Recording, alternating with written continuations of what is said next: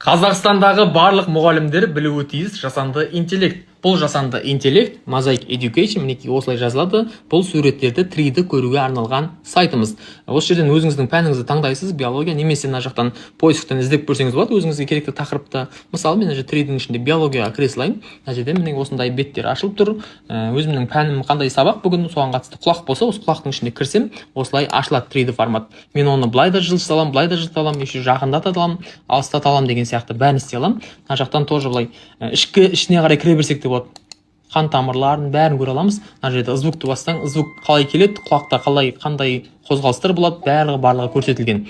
Еще сабақ барлығы біткен кезде ең соңында тапсырма берсеңіздер болады. Тапсырма дегенге кірсеңіз, осылай сұрағы шығады и жауап берсеңіз, дұрыс жауап болатын болса, дұрыс деп, дұрыс емес болса, дұрыс емес деп келеді. Бұл енді барлық мұғалімдерге пайдалы. Сол үшін де бұл видеоны өзіңіздің мұғалім танысыңызға жіберіңіз, және де маған тіркелуді ұмытпаңыз.